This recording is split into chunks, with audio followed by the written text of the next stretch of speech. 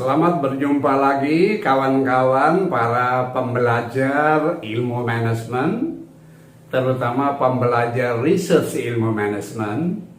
Lebih khusus lagi adalah penulisan naskah pemikiran kita dalam ilmu manajemen. Jadi kawan-kawan semuanya, pada jumpa kita kali ini saya ingin share bagaimana kita menyiapkan naskah penulisan ilmiah. Naskah penulisan artikel jurnal kita, baik pada konsep intinya atau core konsep dari artikel kita, ya, dan juga beberapa bagian lain yang mungkin bisa dianggap penting untuk diperhatikan. Apa saja yang ingin kita pelajari?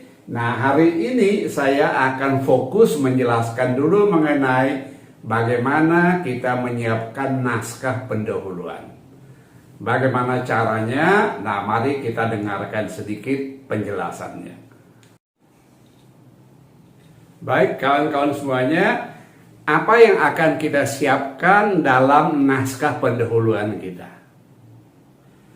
Dalam penulisan artikel jurnal, terutama bila target kita adalah pada jurnal-jurnal bereputasi, maka hal yang sangat penting untuk menjadi perhatian kita adalah mari kita merancang naskah kita dengan baik.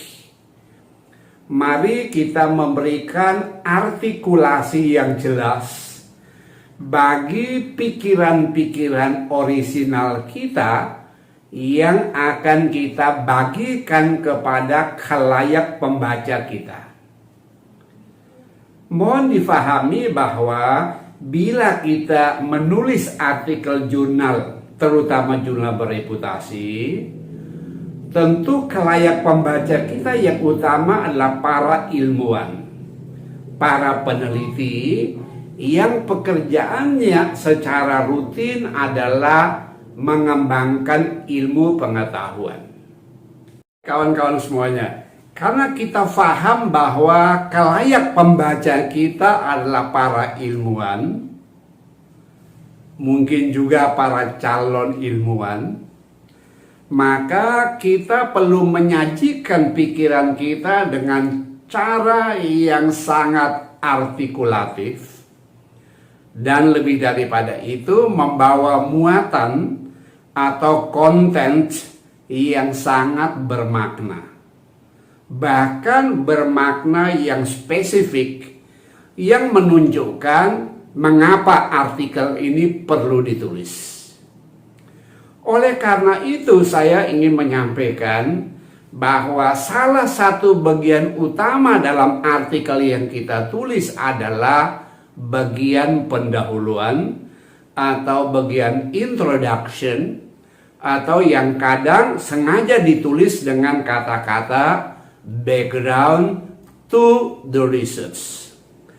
Latar belakang yang secara sengaja, secara sadar kita lakukan, kita siapkan untuk mengaksentuasi pikiran utama yang ingin kita sampaikan, yaitu apa yang menjadi masalah dan di mana menariknya, serta bagaimana rancangan solusi yang kita berikan. Oleh karena itu, kawan-kawan semuanya, waktu menulis naskah introduction atau background to the research, ada beberapa butir penting yang perlu kita sampaikan. Yang pertama adalah urgensi atau pentingnya atau popularitasnya atau kegunaan dari konsep inti yang sedang ingin kita kembangkan. Oleh karena itu, kawan-kawan semuanya, saya sering mengatakan bahwa apa? Kalau kita menulis naskah pendahuluan, maka yang sangat baik adalah apa? Sajikan dulu yang pertama adalah popularitas konsep kita. Seberapa banyak orang sudah tertarik dan mendalami, bahkan menggali lebih lanjut konsep yang sedang kita kembangkan. Ya, urgensi dari konsep ini, seberapa urgenkah, seberapa mendesakkah konsep ini untuk dikembangkan. Tidak kalah penting di bagian yang paling awal kita menjelaskan pada khalayak pembaca kita, ya, apa manfaat konsep inti yang sedang kita kembangkan.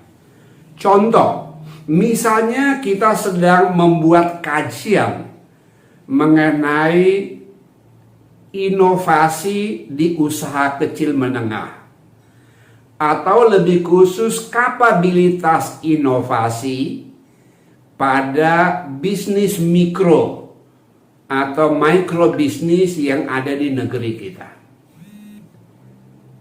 Urgenkah konsep itu? Ya.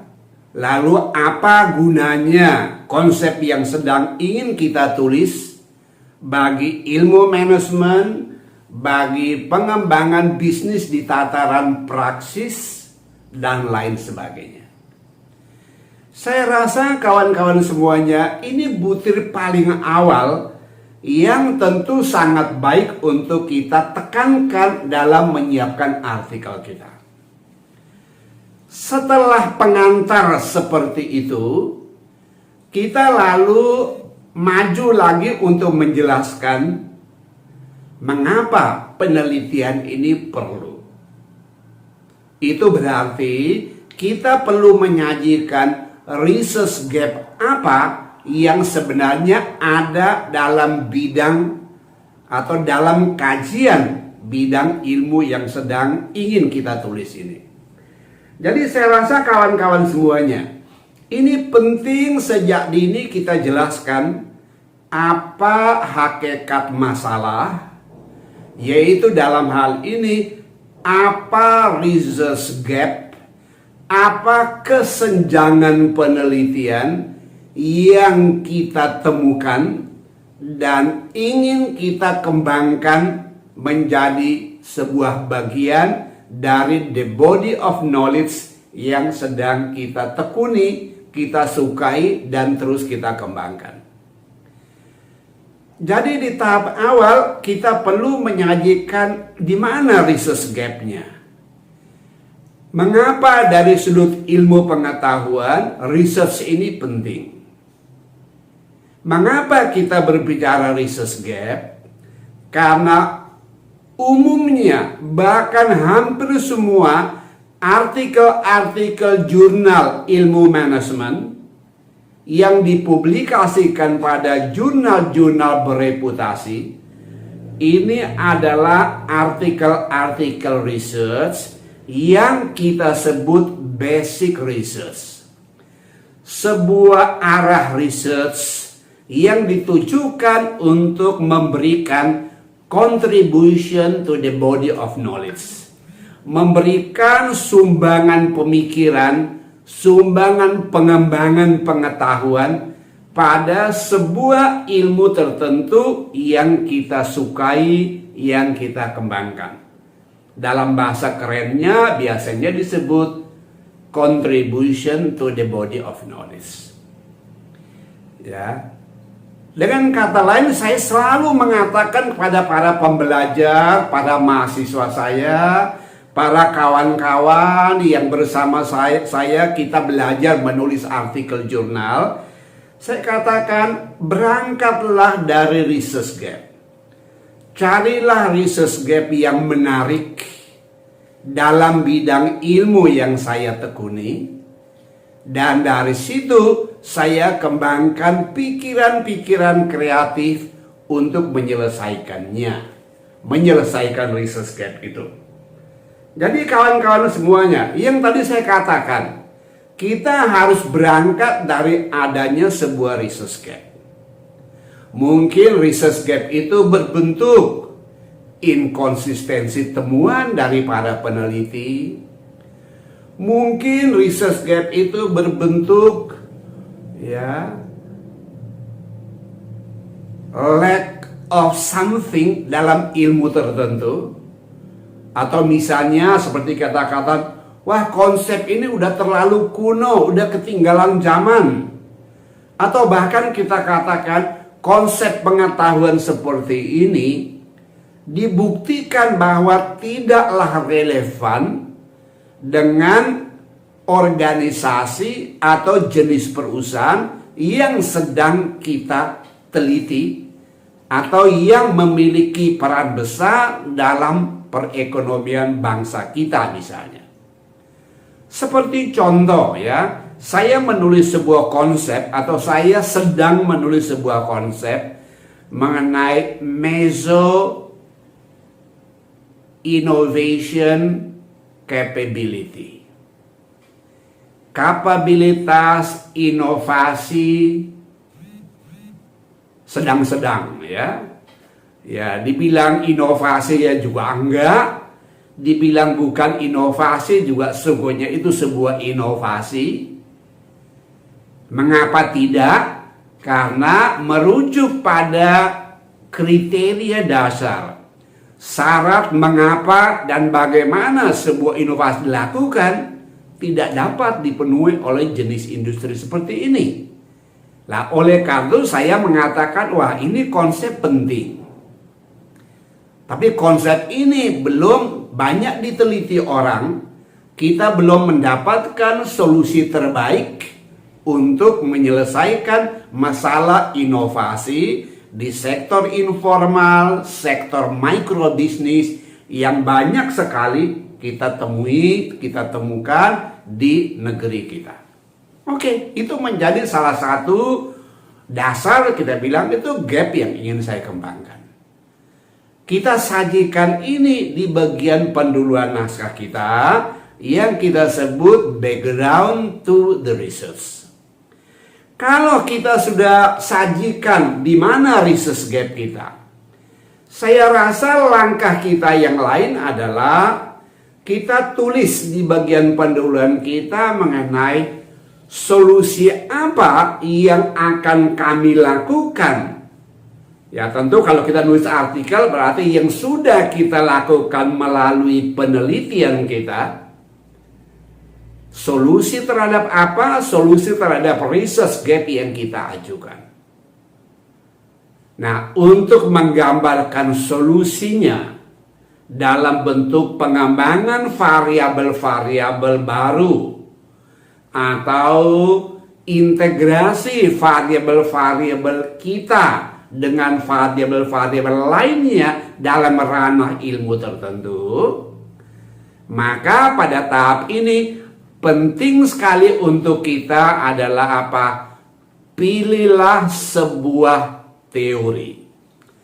Pilihlah boleh sebuah grand teori, boleh itu sebuah middle range teori, atau whatever teori lah kira-kira gitu. Pokoknya kita butuhkan sebuah justifikasi teoretikal yang kuat yang memberi dasar kita mengembangkan solusi pada gap yang sedang kita kembangkan. Oleh karena itu kawan-kawan semuanya, kita perlu memahami teori apa kira-kira yang layak atau yang cocok untuk saya ambil menyelesaikan ini. Contoh misalnya, karena saya ingin membahas mengenai meso innovation capability. Ada banyak teori bisa saya gunakan. Nah, saya boleh menggunakan teori yang disebut dengan resource advantage theory of competition. Artinya, kapabilitas inovasi ingin saya tekankan, ingin saya gambarkan dalam sebuah proses penguatan resource, penguatan comparative resources, agar mampu menciptakan sebuah competitive advantage. Tetapi boleh juga pada saat saya mau menyelesaikan research gap itu, saya memilih teori lain. Misalnya saya memilih teori namanya service dominant logic. Logika yang didominasi oleh layanan. Jadi saya ingin bertanya, kalau ada kemampuan inovasi yang cuma sedang-sedang seperti ini, maka value apa, nilai apa yang bisa diciptakan atau diciptakan bersama khalayak pelanggan kita, agar produk yang dihasilkan itu sungguh memberikan sebuah value yang menarik bagi pasar, sebagai dasar barang itu, produk itu, layanan itu diterima di pasar atau meningkatkan kinerja penjualan dan kinerja pemasaran. Jadi di bagian paling awal kawan-kawan semuanya, kita sudah perlu mencari sebuah penghampiran teoretikal tertentu. Sebuah theoretical approach tertentu sehingga kita mendapatkan basis untuk mengembangkan kekhasan tulisan kita, kekhasan artikulasi pikiran kita bagi khalayak konsumen kita. Lebih lanjut, apa yang kita bisa buat?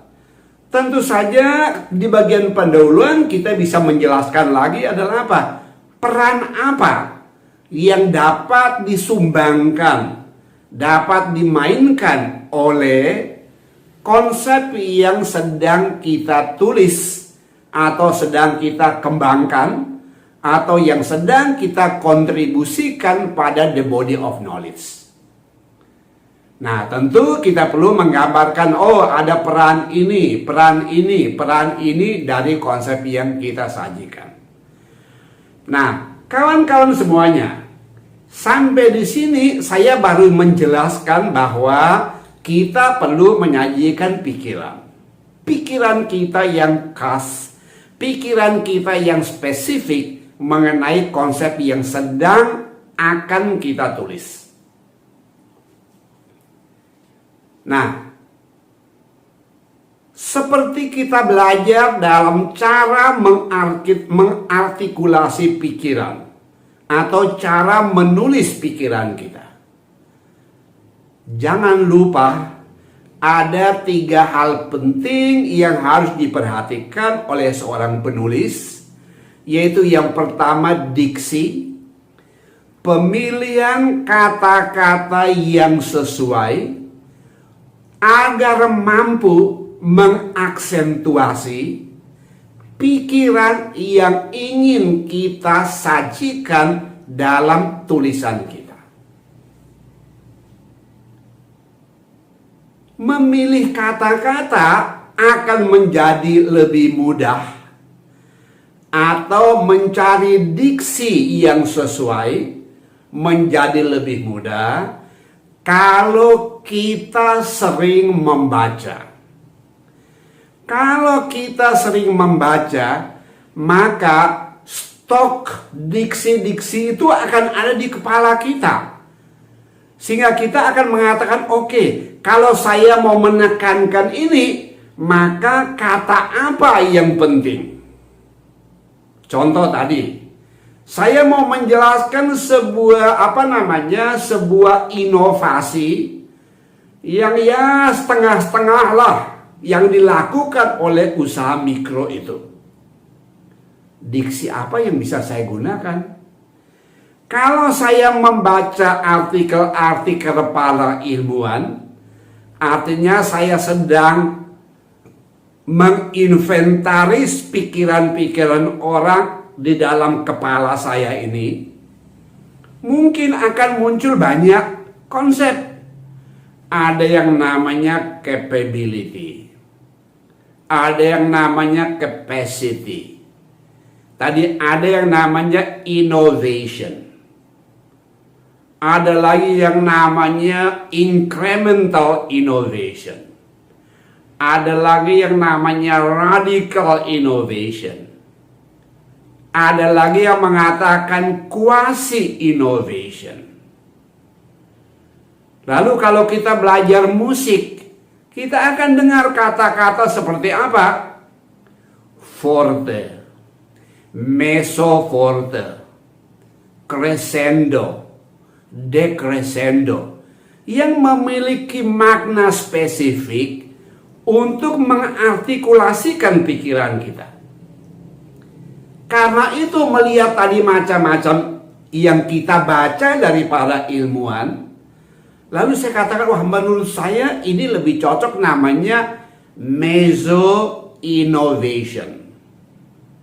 Ya, karena akan bahas capability-nya, mezzo innovation capability. Itu yang pertama, diksi. Yang kedua adalah membuat narasi. Menjelaskan apa sih sesungguhnya sesuatu yang saya maksudkan ini. Kalau kita membuat narasi, tentu yang paling kunci adalah gunakan kaidah berbahasa yang baik.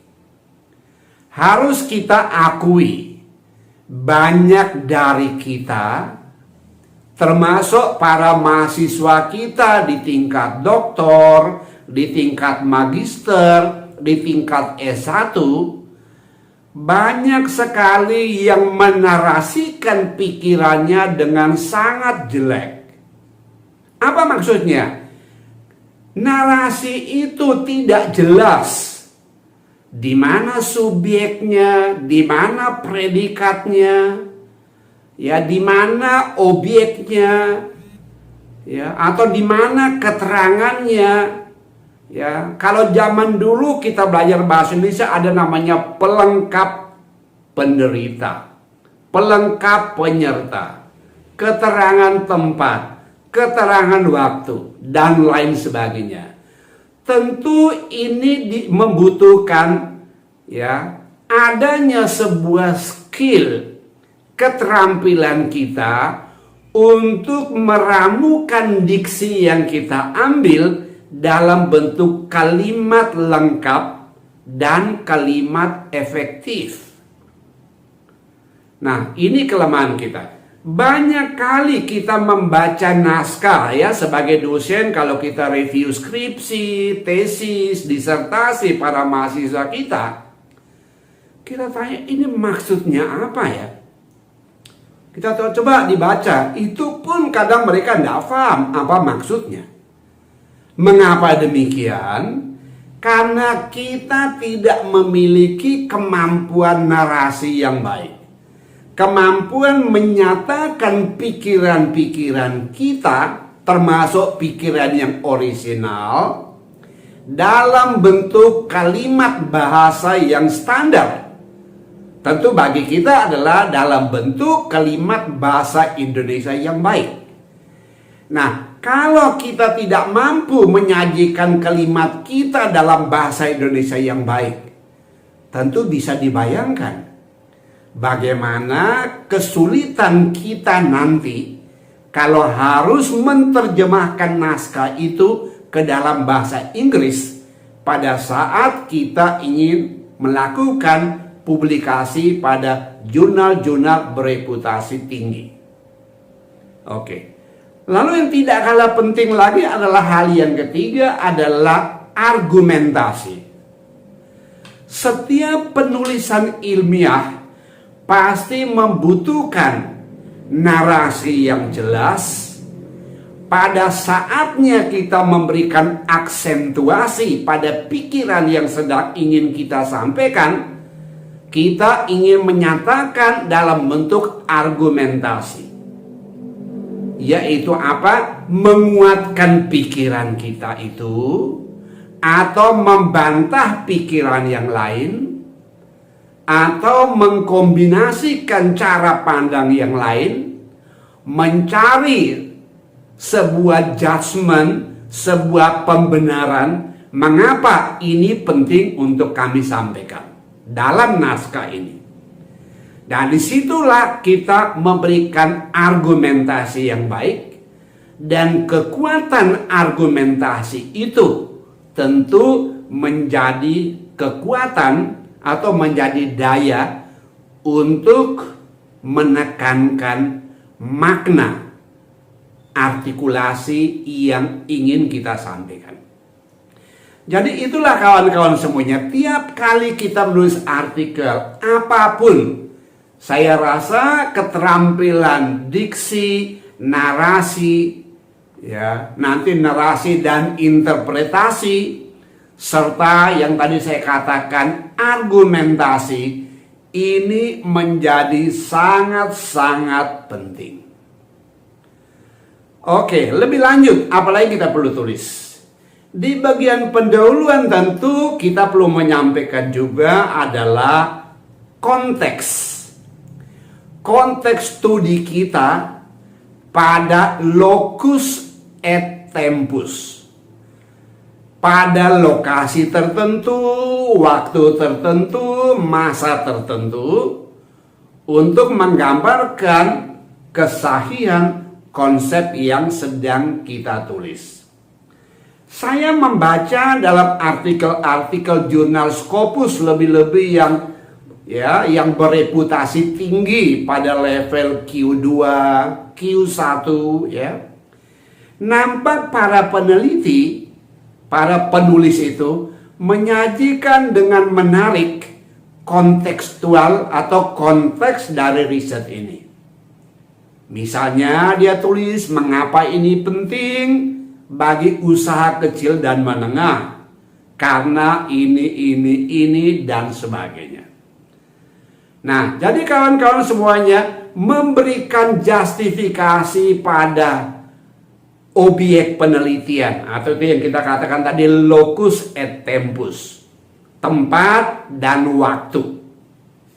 Ya, kita sajikan justifikasi kita dalam bentuk narasi dan argumentasi mengapa ya lokus ini diambil, mengapa objek ini dipelajari ya pada saat ini. Bagian terakhir dari naskah pendahuluan kawan-kawan semuanya, saya rasa kita bisa menulis tujuan penelitian kita. Nah, untuk ini saya rasa buanglah yang pertama adalah buanglah jauh-jauh kesalahan-kesalahan umum yang biasanya kita dapat waktu kita menyusun skripsi, tesis, dan disertasi. Bacalah naskah-naskah jurnal bereputasi, melihat bagaimana para ilmuwan itu menyatakan tujuan penelitian mereka. Wah, itu keren-keren. Ya, tidak seperti kita, ya. Kadang-kala kita menulis, kita memiliki hipotesa 5. Mutu berpengaruh pada kinerja pemasaran. Kompetensi tenaga penjualan berpengaruh pada kinerja penjualan, kinerja pemasaran. Lalu kita mengatakan tujuan penelitian kami adalah menguji dan menganalisis apakah mutu berpengaruh pada kinerja pemasaran atau kinerja penjualan. Ya tentu ini bukanlah tujuan kita membuat research. Tetapi itu hanyalah media yang kita gunakan untuk memastikan kebenaran atau ketepatan pikiran kita yang kita sajikan nanti dalam bentuk hipotesa-hipotesa. Dengan kata lain, saya selalu mengatakan pada para anak didik saya, kita meneliti bukan tujuannya untuk menguji hipotesis. Hipotesis memang penting untuk apa? Untuk menjadi media kita sampai pada tujuan menyelesaikan masalah kita. Nah, kalau gitu apa tujuan kita? Ya tentu tujuan kita mesti mengarah kepada penyelesaian masalah yang sedang kita kaji, sedang kita kembangkan atau sedang kita tulis dalam artikel kita. Nah, oleh karena itu kawan-kawan, kalau kita belajar dari contoh-contoh para ilmuwan, kita lihat banyak sekali contoh bagaimana beliau-beliau itu menyajikan tujuan penelitian mereka. Contohnya mereka tulis begini. Tujuan penelitian ini adalah, atau tujuan studi yang saat ini kami lakukan adalah mengembangkan sebuah model konseptual bagaimana meningkatkan kinerja pemasaran dalam rangka teori SDL. Ada yang mengatakan tujuan penelitian kami adalah mengeksplor proses bagaimana para eksekutif senior dalam organisasi membuat keputusan-keputusan strategiknya. Atau tujuan penelitian kami adalah mengajukan sebuah model teoretikal bagaimana meningkatkan kinerja mikrobisnis dan seterusnya. Jadi itulah kawan-kawan semuanya cara kita menyajikan tujuan kita. Sajikan dengan menarik.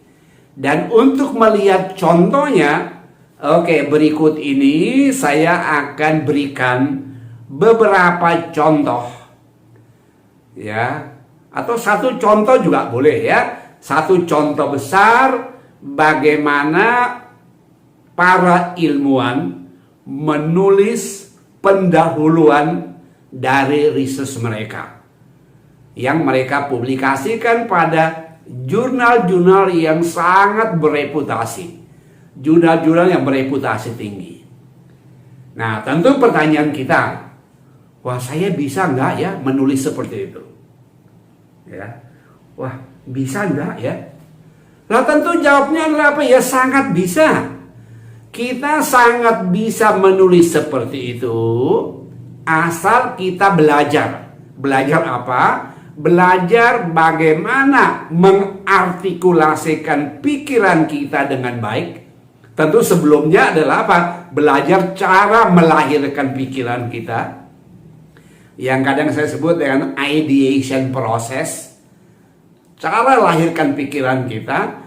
Lalu berikut adalah cara menyatakan, cara mengartikulasikan pikiran kita dalam bentuk pilihan kata, narasi, argumen melalui kalimat, melalui paragraf atau alinea, atau melalui penulisan sebuah subbab atau penulisan sebuah variabel lengkap.